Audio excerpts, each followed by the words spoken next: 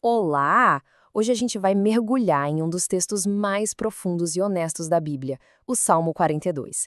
Sabe, para quem já se sentiu um pouco distante de Deus, com a alma meio seca, esse salmo é como uma conversa franca que mostra um caminho real para sair da tristeza e voltar a ter esperança.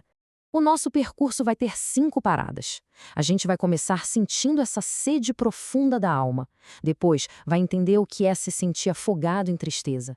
Em seguida, vamos ver a grande virada. Aprender a falar a verdade para si mesmo, se agarrar na esperança como uma âncora e, por fim, chegar na água viva. Então, vamos começar pelo sentimento que move todo o salmo. É um anseio por Deus que é quase físico, sabe?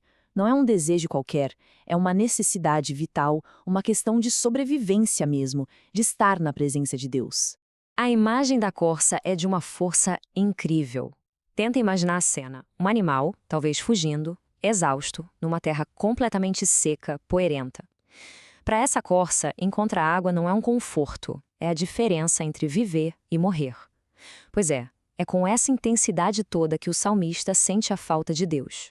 E quando o texto fala em alma, a palavra original em hebraico é nefesh. Isso é muito importante, porque nefesh não é só o nosso espírito, é o nosso ser por completo, corpo, mente, emoções, tudo junto. É a pessoa inteira que clama pelo Deus vivo. Para a gente entender bem essa dor, o contexto é fundamental. O autor era um levita, um músico do templo. O trabalho dele era conduzir o louvor em Jerusalém.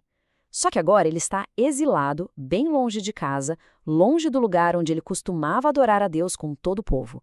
E para piorar, ele está cercado de gente que zomba da sua fé.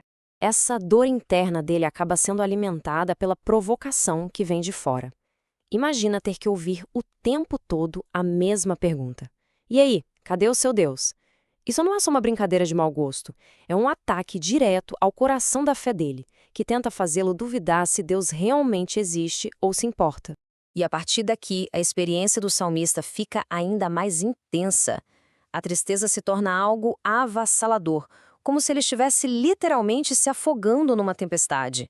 Essa é uma das descrições mais poéticas e poderosas do desespero que a gente encontra na Bíblia. Tenta visualizar a cena. O barulho ensurdecedor de cachoeiras, ondas gigantes passando por cima uma atrás da outra. É a sensação de ser totalmente engolido pelo sofrimento, de perder o controle. Mas, no meio desse caos todo, tem um detalhe que muda tudo. O salmista diz as tuas ondas. Ele não vê aquilo como um acidente ou como uma força cega da natureza. Mesmo se sentindo afogar, ele reconhece que Deus ainda está no controle de alguma forma. Isso é ter fé bem no meio da tempestade. E é exatamente aqui que o Salmo dá uma virada espetacular. O autor para de ser uma vítima dos seus sentimentos e resolve tomar uma atitude.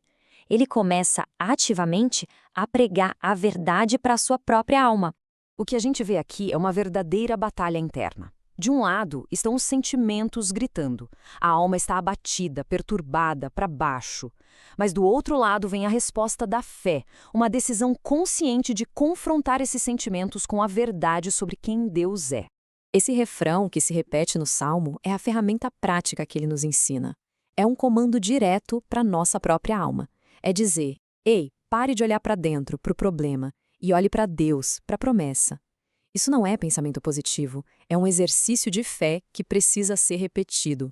Vamos ver como essa decisão muda tudo. A solução aqui não é uma mudança mágica nas circunstâncias, mas sim uma mudança poderosa de perspectiva.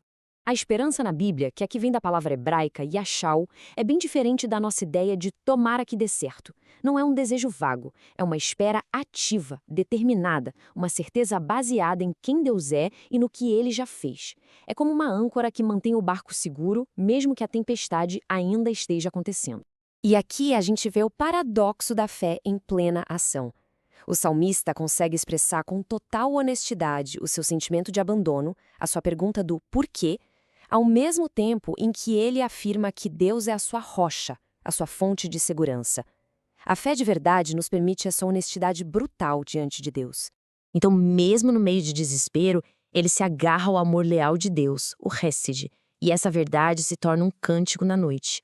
Ou seja, mesmo na escuridão, ele encontra uma melodia, um motivo para orar e ter esperança, porque ele se lembra do Deus da sua vida. E agora, para a gente concluir, vamos conectar toda essa sede, todo esse anseio do salmista com a resposta definitiva que encontramos na pessoa de Jesus Cristo. A gente se lembra daquele clamor que começou tudo, certo? Aquela sede desesperada por Deus, pelo Deus vivo, que moveu toda a jornada emocional do salmista. Pois bem, centenas de anos depois, a resposta viva para essa sede aparece. Jesus se levanta e convida. Se alguém tem sede, venha a mim e beba. Ele é a própria fonte de água viva que a alma do salmista tanto procurava. Olhando bem, Cristo é o cumprimento perfeito de cada anseio deste salmo. Ele é a rocha da nossa salvação. Ele sentiu a sede e o abandono na cruz de um jeito que nós nunca vamos precisar sentir. As ondas e vagas do juízo, que para o salmista eram uma metáfora da dor, para Cristo foram uma realidade, que ele enfrentou em nosso lugar. E a ressurreição dele, que transforma a esperança do salmista, ainda o louvarei em uma certeza eterna para nós.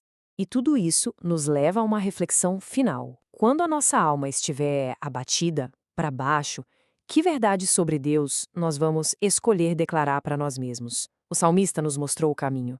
A jornada do desespero até a esperança é real e é possível através da fé.